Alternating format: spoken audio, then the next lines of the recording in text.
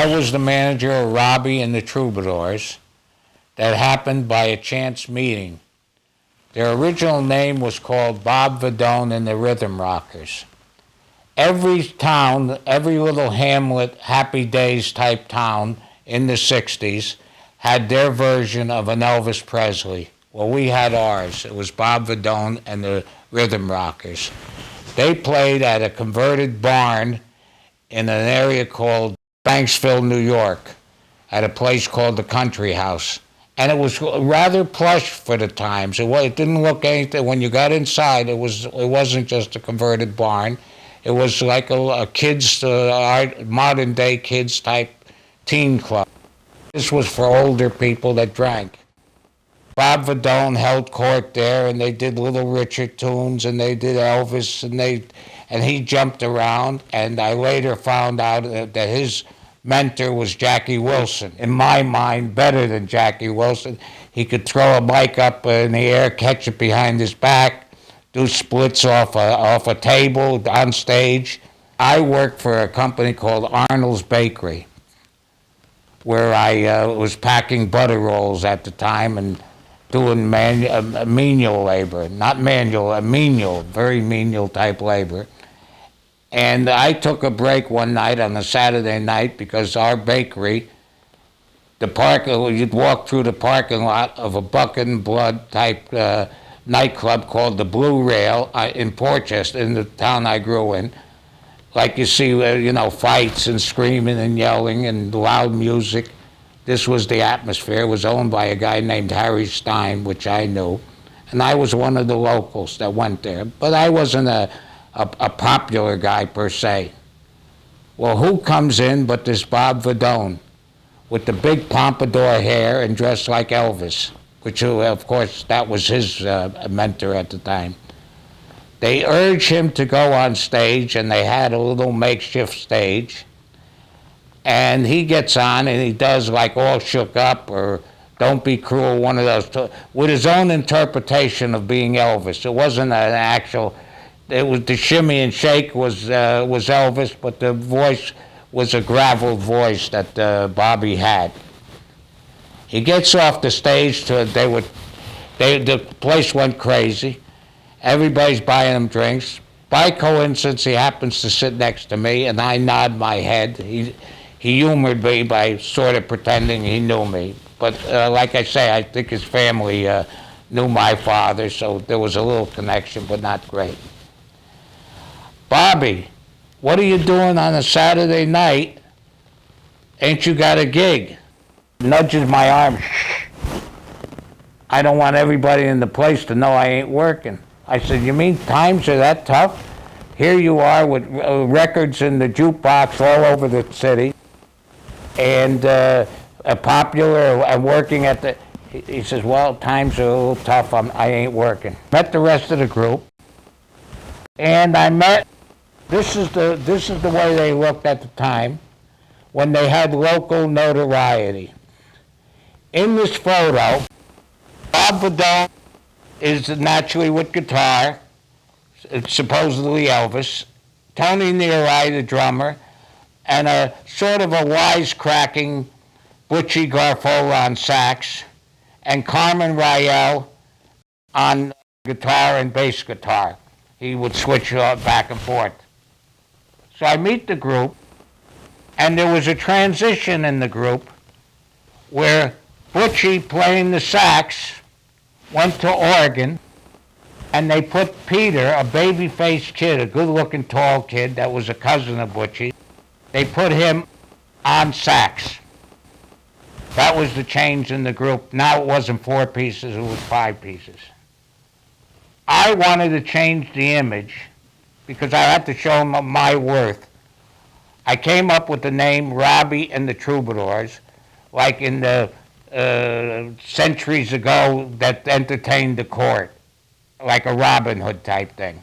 And I dressed them as best we could afford at the time to look like Seinfeld refers to in his series, The Puffy Sleeve. We had all that puffy sleeve look to look like Buccaneers. Excuse me. With that, we're getting gigs all over the state were loaded, and they all had Cadillac convertibles after Elvis. Of course, they're used Cadillacs, but they were clean Cadillacs because each one of these kids worked and had a job. Besides, they were starting to make money doing these gigs. So we'd load up the car and play different, some nights 2 gigs in one night. I get them a gig on on Sunday, to play opposite Joey D and the Starlighters. And Joey D had just cut, this is after he was past his worth. This was right when he had the Peppermint Twist, which was #1 on Billboard, Cashbox, and Variety.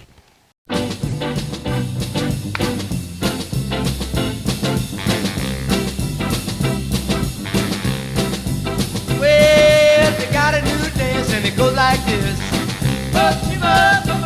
Yeah, the name of the dance is the Peppermint Twist.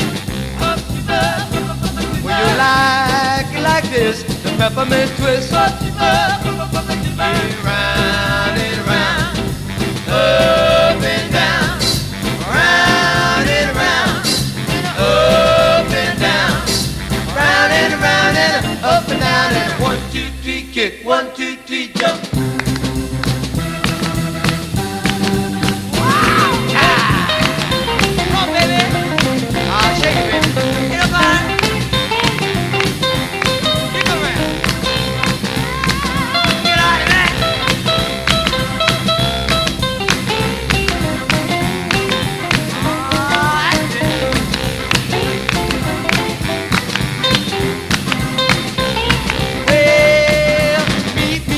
Down on 45th Street,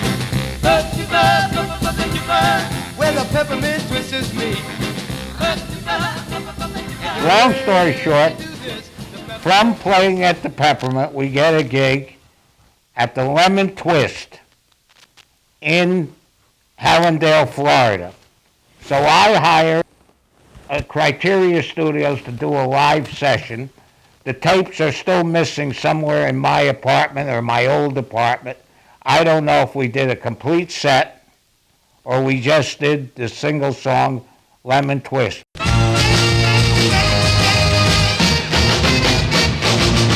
Hallandale, Florida, everything's fine. You take your chick and I take mine. Look on the left and we'll look on the right. Find the lemon twist and twist all night. Twisting up and twisting down. Here we go around. I got the money if you got the time. Everything looks nothing but fine. Stop over here, then you stop over there. You do the lemon twist if you ain't no square. Twisting up and twisting down. Here we go around. Twisting up at the lemon twist. Oh yeah. Twisting down at the lemon twist. Twisting up and twisting down. Here we go around. Yeah. Oh, you're looking good.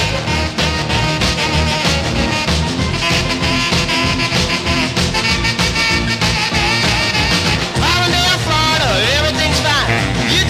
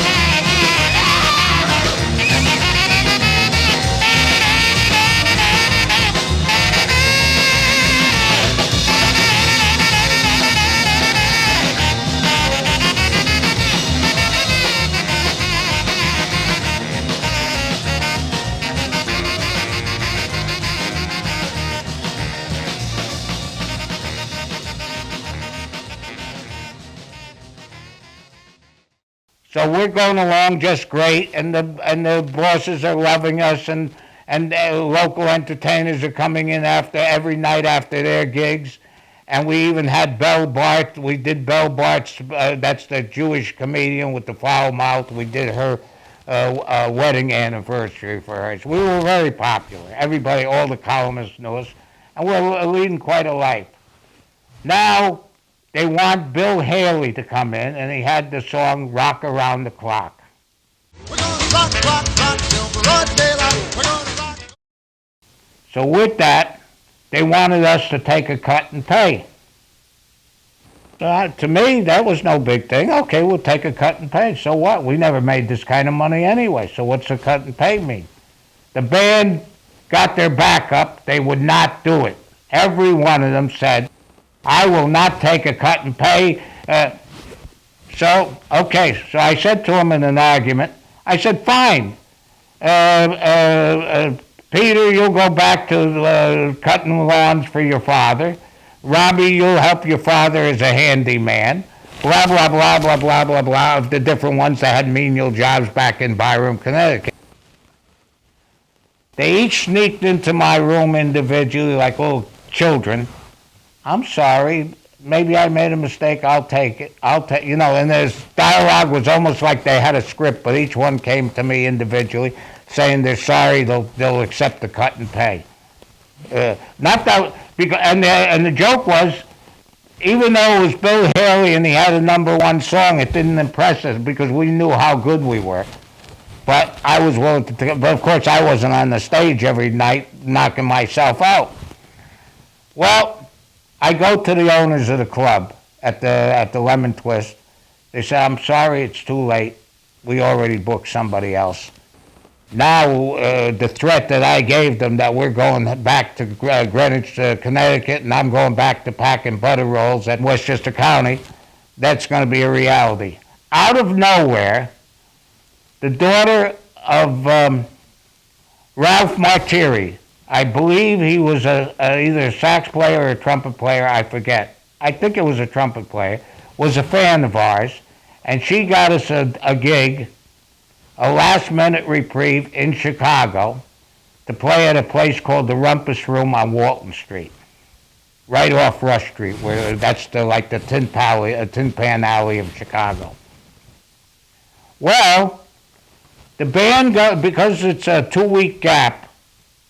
Because it's a 2-week gap, they go home to their family, but I go straight out to Chicago, and I go to a flea-bitten hotel called the Maryland Hotel, which was an entertainment hotel for entertainers. And I got a little efficiency with a little refrigerator, et cetera, et cetera.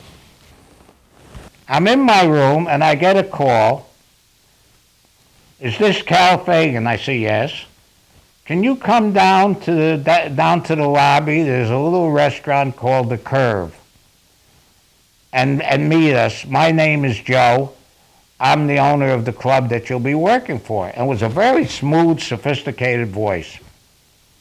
Well, I go down there, and they had a tradition. I found out since that maybe it was after hours, but they would sneak booze into a coffee cup like it was Prohibition days. So I went along with the gag too. I said, I'll have a Seagram's, and they put it in my coffee cup. Why we had to do that in modern times, but maybe it was beyond the booze hour, I don't know, but they seemed to go back into the 20s as if it was Prohibition. This Oriental man, dressed to the nines, said, I'm Joe, and I'm the owner of the club. Let me take you across the street and show you the club. Well, when he took me across the street to see the club, there was those big spotlights like you see in the Hollywood for a premiere, like a premiere like for Clark Gable, beaming at the sky. He takes me, we go into a building, we go on the elevator, he takes me down to the bottom level. We go to this gorgeous, gorgeous club where there's pedestals where there's going to be all these go-go type dancers and a beautiful stage with the latest equipment and everything. And he says, I hope I'm treating, and very smooth type Oriental Japanese man. I didn't know who he was at the time. I just knew he was going to be our boss. So I'm floored, because here we're just supposed to be an afterthought, referred to somebody to be. Why are they making this kind of fuss over a nobody band like us? Even though I knew we were great, but we're not known at the time. And I was even introduced at the table to a man called Larry Leverett, which he was going to be our promotion man. Now we even have a promotion man. What's going on? So when the band trickled in the next night, I told, and they were like misfit drifters, I said, just run to your rooms and keep your mouth shut and don't talk. Somehow they got us confused with somebody. Somebody much. Turns out, the story, I'll give up the story. They thought we had the Lemon Twist by Stan Kenton, the big, which was a smash on Billboard and Cashbox at the time. They thought that was ours. So anyways, we opened the club. Naturally, we held our end of it. We tore the place up. It was so controlled that if you took your date there and you had food and drinks and was entertained all night, they tore up the check. This went on for a week. Every celebrity you can imagine, I can't even, because it's 50, 60, 65 years ago, every celebrity you could imagine was there. And every major columnist, like Maggie Daly and others that escaped me at this moment, Len Harris, all famous columnists were there as well. We were in every magazine, every newspaper, the Chicago Tribune. It turns out that this guy was the famous sort of mobster, Joe Ito. His nickname was Tokyo Joe. You had to be Sicilian to be in the mob, but he was the closest thing to being in the mob, because Capone wasn't even in the syndicate, because he wasn't Sicilian. Now, when you went to any check cashing place in the whole city of Chicago, they were his. That's how he laundered the money, and that's how he paid his bets off throughout the city. All money was shifted through. In fact, when we cash our checks, we'd cash in one of his cash. He'd be behind the counter. Hello, boys. How can I take care of, and cash your check? This man was unbelievable. When we left Florida, we would be threatened by a manager that was going to come down and beat our brains out because he felt he should be getting a commission for this gig that we got through Ralph Martiri's daughter. And this conversation is going on in the dressing room, and Joe happens to pass by, and he says, "What's happening, boys? Are you having problems?" I said, well, there's some guy. He gets on the phone, and he says, "Don't bother these boys no more." So it must have been that the guy at the other end said something smart. He says, you might regret that. And he says, "My name's Joe Ito." So with that, long story short, whoever they were sending on the plane crashed. Don't ask me what happened. But the plane crashed. That was Joe. Everything was mysterious, but everything washed away. The only thing we had to do is just keep playing. But Richard Pryor does a routine where the mob won't let him go. He played in the club, and Richard Pryor tells the story how the mob put their arms around him. They loved him, but he was like their pet. He couldn't. Well, we were in the same category. We couldn't leave the club. We'd play a short gig somewhere, but we had to come back. So it hampered our progress. We were getting paid top dollar, but we were owned by the mob. But we're tearing up the place. Ron Cathy, the secret files on Tokyo Joe proved that Ken Ito was different than your normal everyday Chicago mobster.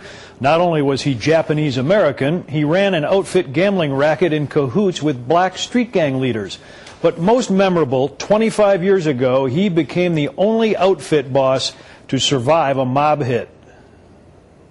In 1983, Ken Ito became the first hoodlum ever to experience a gangland hangover when a half-dozen bullets squeezed from a silencer-equipped pistol somehow ricocheted off his skull. At the time of the botched assassination, FBI agents had been following Ito and typing reports on him since the early 1950s. What grew into a foot-tall stack of files was just obtained for the first time by the I-Team under the Freedom of Information Act. The records reveal that hundreds of agents in dozens of cities had tried for decades to pin something on Ito, but failed. The FBI list of Ito's numerous aliases may be politically incorrect by today's standards, but Tokyo Joe's craftiness helped turn an illegal numbers racket into an illicit empire. It was $150,000 to $200,000 a week in wagers that he was managing. We interviewed Elaine Smith as she retired from the FBI, her work as case agent on Ken Ito the highlight of her career. According to the secret files of Tokyo Joe, his gambling business known as Bolito thrived on payoffs to Chicago policemen, totaling $3,000 a week. Ito's criminal rap sheet in the file begins in 1942, Tacoma, Washington, where he was among 4 Japanese Americans sentenced for violating a wartime curfew. After coming to Chicago in 1949, Ito grew into a mob sleeper boss, believed the FBI, on a par with the famous New York mafioso Meyer Lansky. Shortly after the assassination of President Kennedy, federal agents suspicious of a mob role in the JFK murder questioned Ito about Lee Harvey Oswald and Jack Ruby. FBI reports say Ito claimed to know nothing. In 1983, outfit bosses tried to rub him out for one reason, according to the secret files. Mob bosses feared that since the FBI had caught Ito red-handed running Bolito wagers and he'd pleaded guilty, that he might be tempted to talk. So the bosses gave Ito an invitation he couldn't refuse.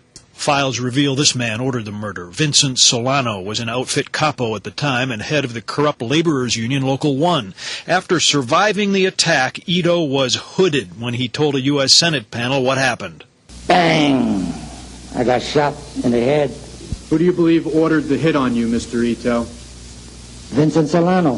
On the advice of my lawyer, I respectfully refuse to answer that question, as my truthful answer may tend to incriminate me. Solano died of natural causes, never charged in the Ito attack. The 2 gunmen who tried to kill Tokyo Joe had used bad ammo and soon after were themselves disposed of in a car trunk. Ito then became the government's highest-ranking hoodlum ever to turn government witness. The FBI began a secret investigation that we now know from the files was codenamed Operation Sunup, a clever turn on the symbol of Ito's ancestral home, Japan. And because of his testimony, dozens of top Chicago mob figures were convicted and put away. Whether or not Ito got his outfit nickname from this old Bogart movie, there will soon be a new movie also called Tokyo Joe. The life story of Ken Ito is being made by Japanese filmmakers and due to be finished next month.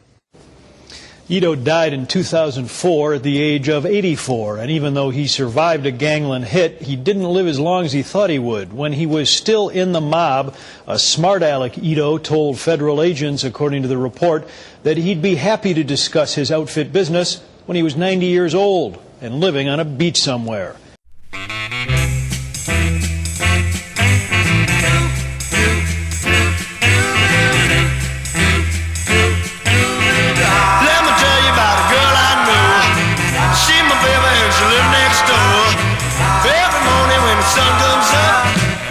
Coffee in my favorite cup, as I know. Oh yeah, hallelujah, I just love her so. If I'm in trouble and I have no friends, I know she'll stand by me until the end. Everybody asks me how I know. Smile at them and say she told me so, as I know. Oh yeah, hallelujah, I just love her so.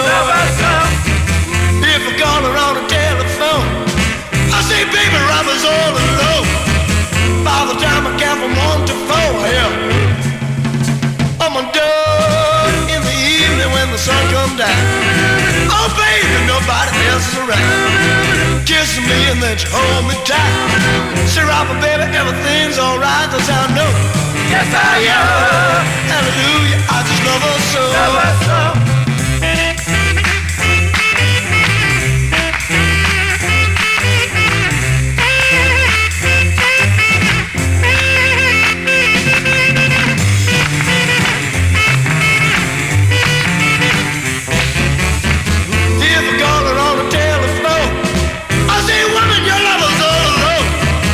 By the time I count from 1 to 4, hell,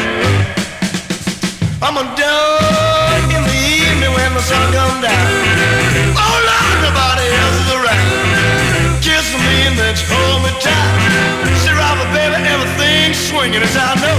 Yes, I am. Hallelujah, I just love her so. Oh. Hallelujah, I just love her so. Oh. Hallelujah, I just love her so.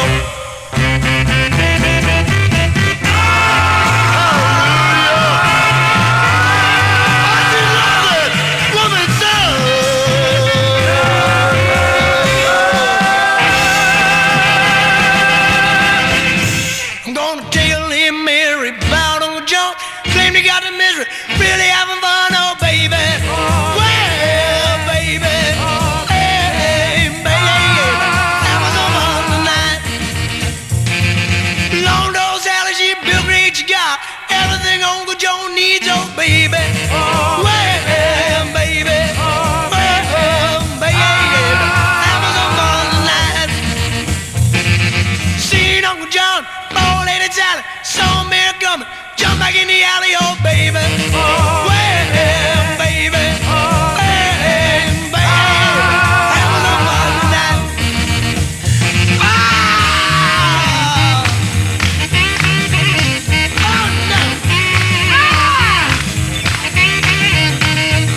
All right,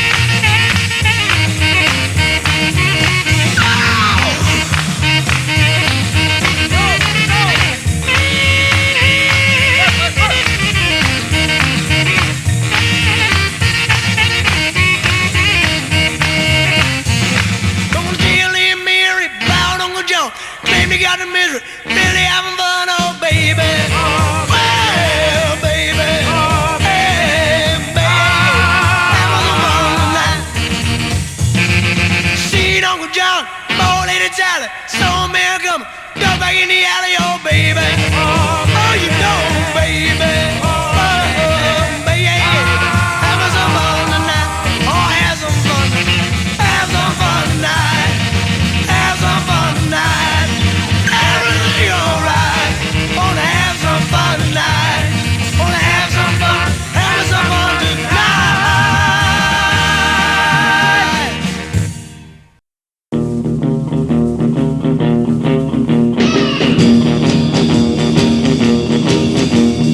Frankie and Johnny were lovers, true as the stars above.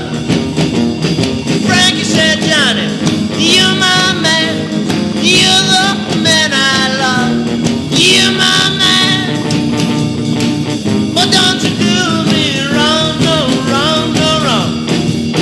When Johnny went into the ballroom, he said, man, I sure am dry. He said, give me some of that joy juice so I can drink away Nellie Bly. He was a man,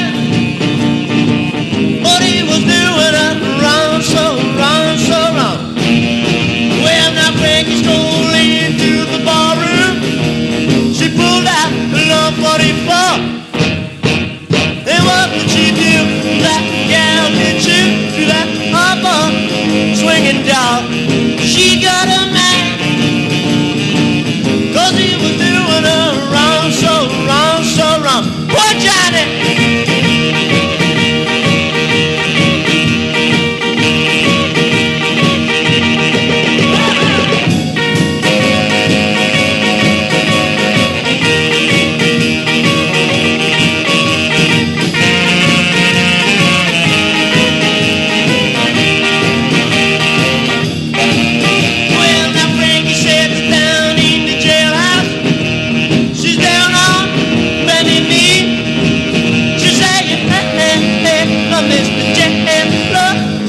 What you gonna do for me? He was my man, but he did me wrong, so wrong, so wrong. He was my man, but he done me wrong.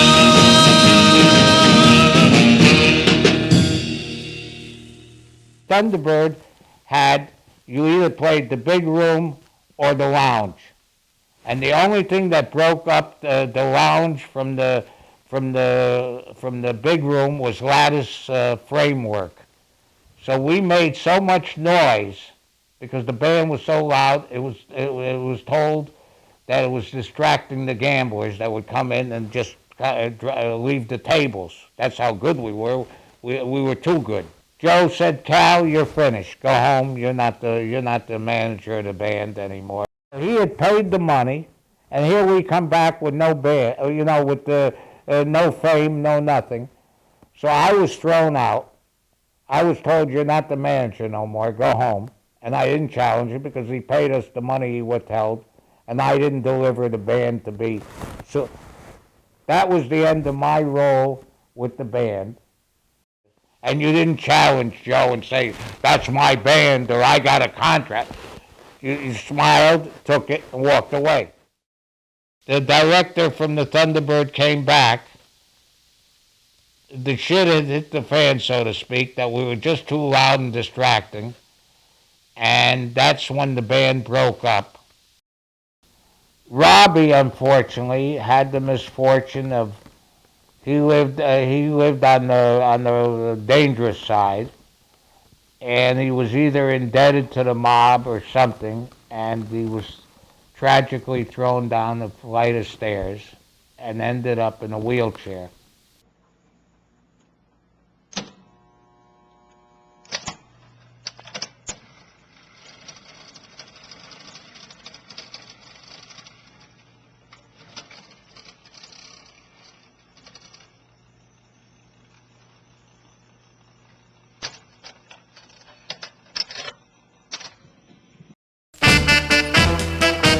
I just can't figure you out.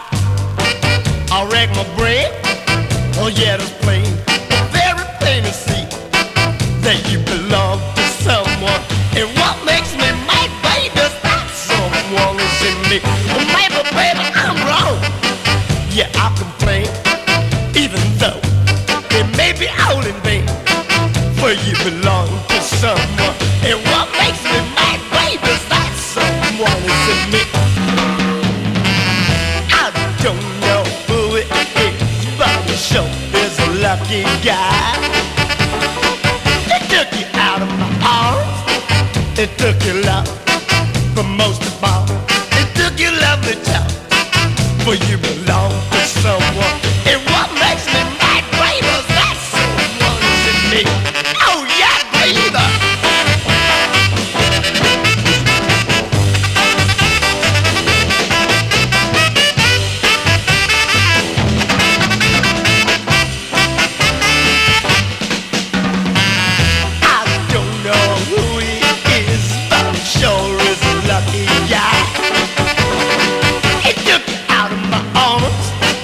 It took your love, but most of all, it took your lovely job. For you belong to someone. And what makes me mad, baby, is that someone is in me.